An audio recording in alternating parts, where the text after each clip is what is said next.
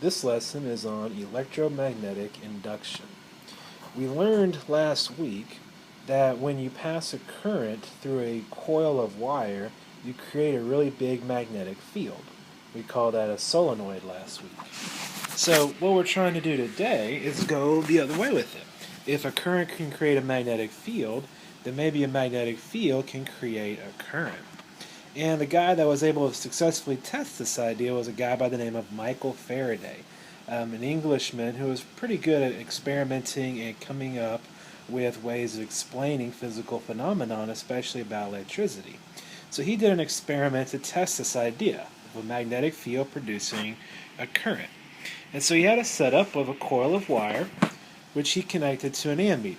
Remember, an ammeter is a device which measures electric current. And he placed a magnet inside the coil of wire.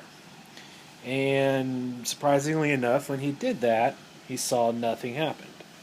He was surprised by this result. But when you move the magnet in or out of the coil of wire, then a current is created. So the current is created from the kinetic energy of the magnet moving. So because the magnet was still, there couldn't be any energy moving the charges because it didn't have any kinetic energy. So the result of the experiment was that current was only produced when the magnet was moving in and out of the loop of wire.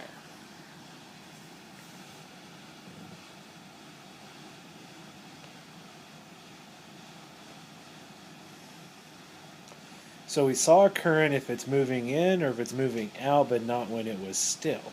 And that was the result of this experiment. So Faraday explained the current produced by changing magnetic field in terms of flux. And the basic idea of flux is it's a field, like a magnetic field, times an area. The symbol that we give it is a psi, Greek letter psi. It's kind of like a zero with a line vertically through it.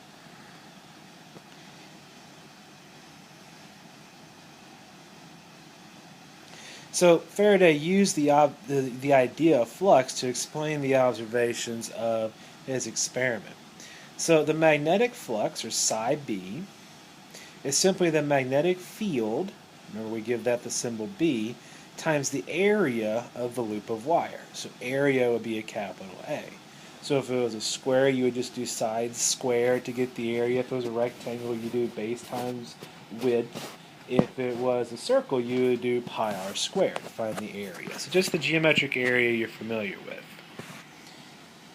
So here's a three-dimensional example. I've got field lines going to the right. Try to draw that 3D. And then a loop of wire, complete loop, kind of in the or perpendicular to the plane of the page. So the flux would be the field of that, or the magnitude of that field, times the area of that loop of wire. If we kind of turn it around, remember that if I want to represent a field going into the page, I should say into the page,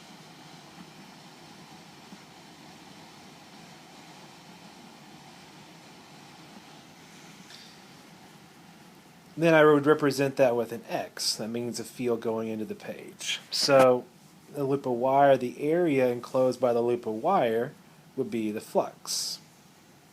Basically, you can think of the flux as the number of X's inside the loop. It seems like I corrected that twice somehow. Weird. So the picture on the left represents a small flux. Let's draw a big flux over here on the right. So because there's more X's inside the loop of wire, the flux is bigger. There's a bigger field times a bigger area. So let's look at a couple of examples. Let's suppose that I have a square whose side is 2 meters, and I place it in a 3 Tesla magnetic field. So the flux would be the field times the area. The area of a squared would just be the side squared, so it would be 4 meters squared. And then I would just multiply 3 Tesla by 4 meters squared, which is 12, and the unit you would write is just Tesla times meter squared. That's the unit for flux. Or you could call that a Weber, but I don't think anybody ever really uses that. I just stick with Tesla times meter squared. So let's say we have this magnetic field, which is 4 Tesla, and I put a loop of wire which is formed into a circle of radius zero point 0.2 meters. So to find the area in that case, I would simply do pi r squared. So it'd be like 0.126 meters. So multiply the field times the area, which would give you the flux of something like 2 Tesla times meter squared. Here's a third example. Let's suppose we have a rectangle. One side is 0.4 meters, the other side is 0.2 meters. We put that loop of wire in a 10 Tesla magnetic field. So pause this for a second and see if you can calculate the magnetic flux.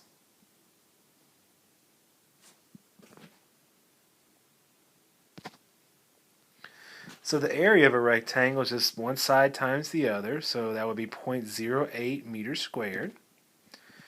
And then multiply that by the magnetic field, and you would get the flux to be 0.8 Tesla times meter squared.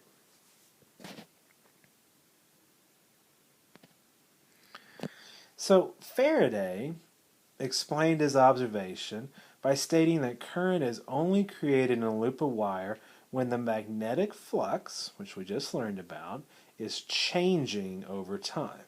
If the flux is constant, then there's no current induced. When it's changing, then we see that current created. So to find the voltage that causes this current, we're simply going to find the rate of change in the flux over time. So to kind of write that in the equation, I would say that the voltage is the change in the magnetic flux over change in time, or delta psi b over delta t. If I have the voltage, then I can figure out the current using Ohm's law, the old V equals IR equation that we learned as part of our circuits unit. So the current and the voltage are induced. We say induced because they're caused indirectly, hence we use the term induction. And this only occurs when the flux is changing. So the key thing in there is changing. The deltas in that equation are the key component. So we see lots of things that are changing over time. The flux is one of them. And so the rate of change in the flux over the time tells us the voltage that creates that induced current. There's 3 ways that you could change the flux in a loop of wire and induce a current. The first is simply to change the magnetic field over time. This is probably the simplest to draw and work problems with and understand. So let's suppose we have a 5 Tesla magnetic field and we put a coil of wire in there.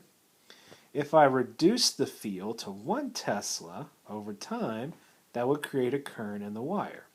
In practical terms, you can do that simply by moving a magnet further away from the field, kind of like what Faraday did in his experiment. The second way is kind of the opposite. It's to move the loop in and out of the magnetic field. Essentially what you're doing is you're changing the area. So instead of changing the B, you're changing the A. So if I have a magnetic field again like this, the loop of wire inside of it, and I take the loop and I pull it out of the field, as long as it's moving out of the field, then I'm going to have an induced current. So as our area changes, the flux changes, which means we get that current created. The third way, and this is the easiest to do it in practical senses, is to rotate the loop inside the field. Again, you're changing the area. So you go from the loop being in the plane of the page to the loop being perpendicular to the page. Kind of draw it like that, like it's been turned sideways. And you go from a big flux to zero flux. There's no more field lines passing through that area. So in this case, I just rotated around the yellow dashed line right there on the left. Went from a big flux, because it had lots of arrows going through the loop, to zero flux, because there are no arrows going through the loop. It's parallel to the field now. So this is the easiest way to do it in practical applications because the loop stays in place. We're just changing its orientation with the field. So when I rotate it around that yellow line, it becomes parallel to the field, so the flux is changing. It's gone to zero now that the field doesn't actually go through the loop. So there's three ways that we can change the flux, and they're all basically doing the same thing. They're either changing the B or the area. And in all three of those cases, we'll get a current induced in the loop of wire. And so now we can make something called an electric generator, which is something that Tesla really perfected back in the late 1880s, if I remember correctly. So an electric generator is a device to convert mechanical work, or mechanical energy, to electric energy using this idea of induction. So if you can make something move and create a current in it, then you're converting mechanical energy to electric energy. So in a generator, some outside force, it could be you turning a hand crank, it could be an engine turning a cylinder or something like that, does work in rotating a loop of wire in a magnetic field. So it's like that third example that we just saw, making a loop rotate. So because the flux is continuously changing, because you keep rotating the loop, then what you get is a continuously changing current induced in it. And this continuously changing current is referred to as alternating current, as opposed to the current we learned about in our circuits unit, which is called direct current, because it's always going the same direction. Alternating current is constantly changing direction. So an electric generator is essentially the opposite of an electric motor, which we learned about just a few days ago. Basically works the exact opposite as a motor. So here's an example of an electric generator. You have some magnetic field, and you have some loop of wire. Back this up just a little bit. So the way that the loop is rotated right now, where it's kind of sort of parallel to the field, there's zero field lines going through it, so the flux is zero. When you rotate it to this position, now you've got a very large flux.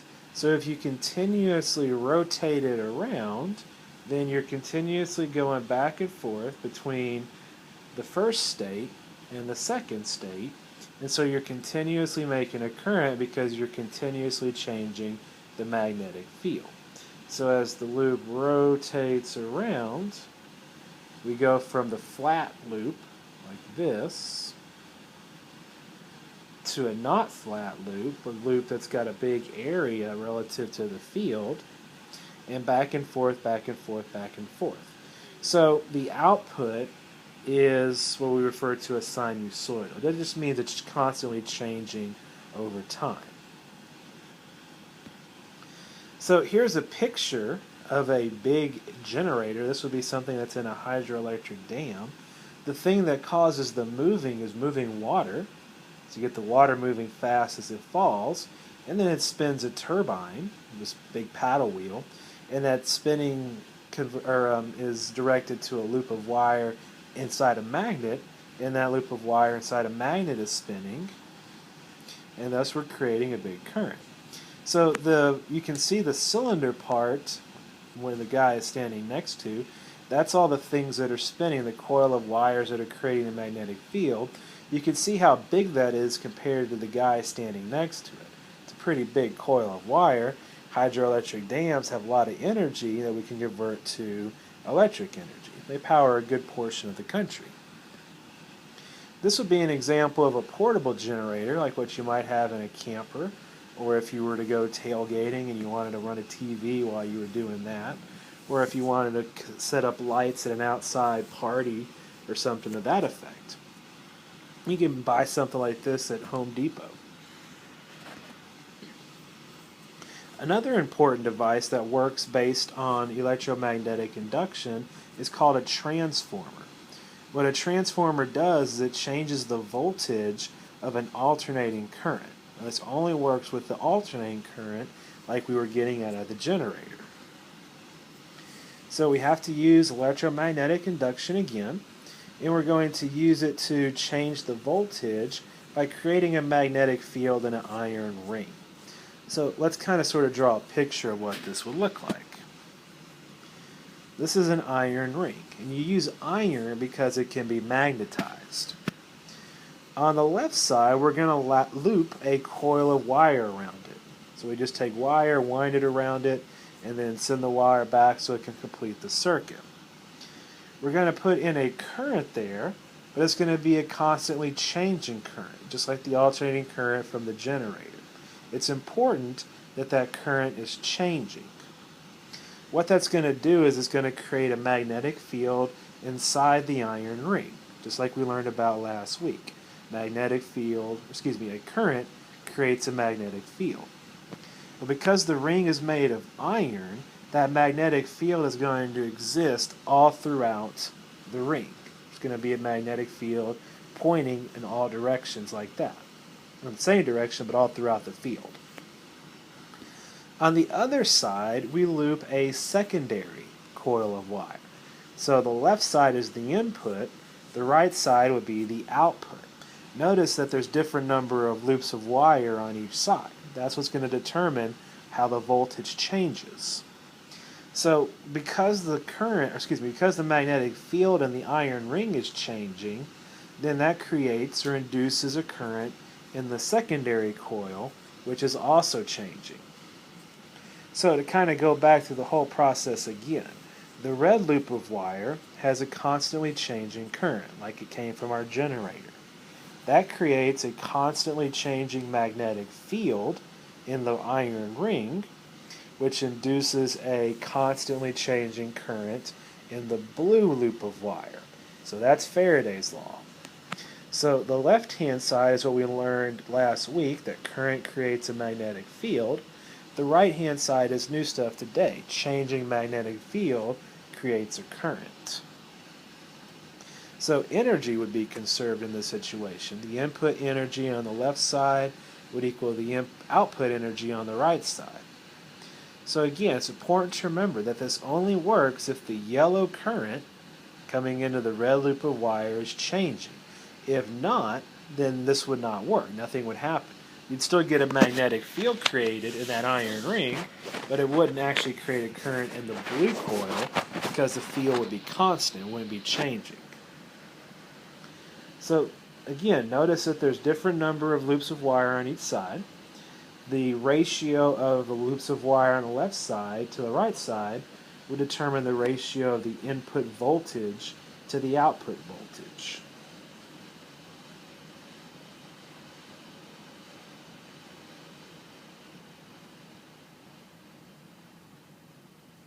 So again, remember, it has to be a changing input current, so we get a changing magnetic field.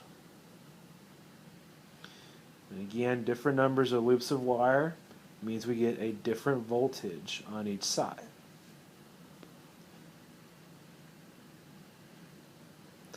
So it's important to remember, again, this only works with alternating current. We call that AC for short. If that magnetic field in the iron ring is not changing, then we don't ever get an induced current in the secondary coil. We don't ever get the current in that blue wire. Again, because there's no change in flux. So there's several reasons why we use alternating current. This is probably the most important reason that we use alternating current for household electricity.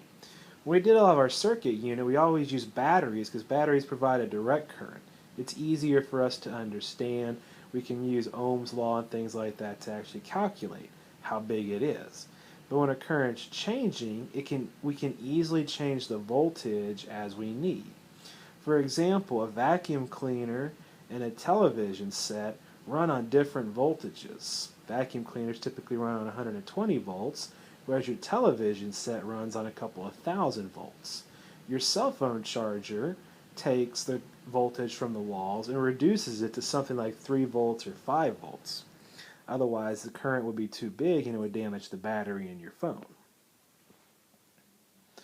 The other reason that that's important is long-distance power transmission is much more efficient if the voltage is high.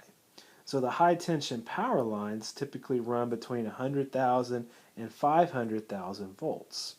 Now that high a voltage is way too dangerous to be safe for your house. So when it comes into your house, the voltage is stepped down to a lower voltage, typically 120 or 220 volts, so that it's safer and can be used by common electronic devices like TVs and vacuum cleaners and cell phone chargers. So batteries, which are different, provide a direct current, which is unchanging. The electric outlets, the holes in the wall, provide an alternating current, or AC current.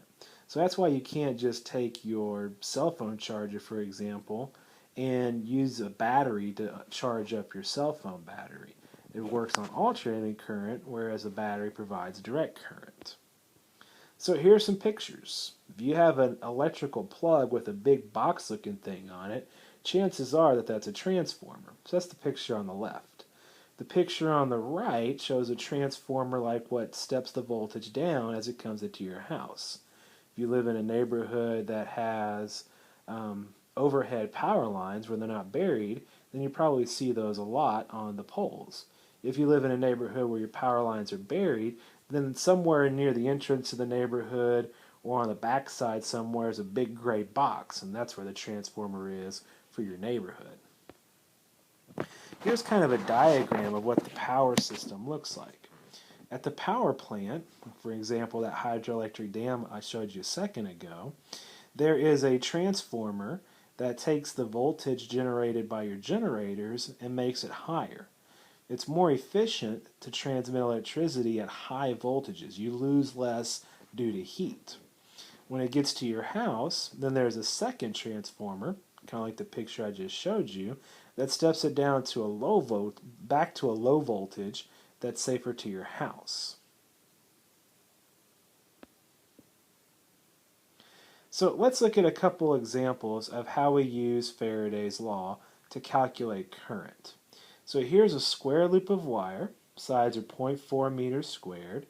And because they're wire, they have a small resistance. So let's say that the resistance is 0.5 ohms. We put this in a magnetic field that's 10 Tesla, and then we reduce it to 2 Tesla. So the first thing we're going to do is find the induced voltage using Faraday's law, the change in flux over the change in time. So because the field is changing, we're going to figure out what the change in the field is. So I'm going to write the change in flux as the change in the field times the area. The area is constant, it's not changing, so all I have to do is find the change in the field. So the change in the field will be 2 minus 10, or 8 Tesla. The area of this loop of wire, 0.4 meters squared, would be 0.16 square meters. And that'll tell me the change in flux. Changes by 1.28 Tesla times meter squared. Now let's just suppose that this change happens in 0.2 seconds, so we change it real quickly.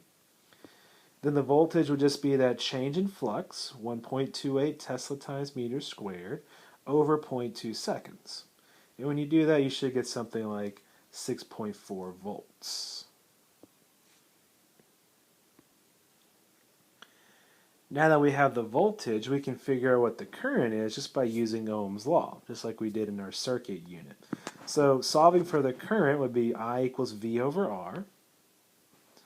And so the current would be 6.4 volts over 0.5 ohms. And so the current would be like 12.8 amperes.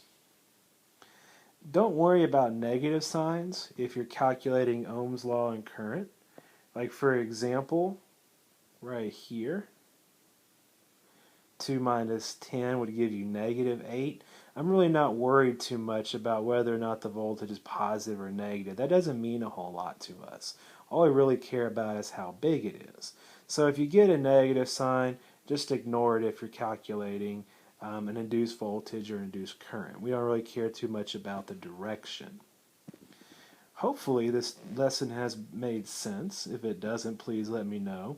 If there's anything that I said that seems weird that we didn't understand, please write it down so that you can ask me about it next time I see you in class.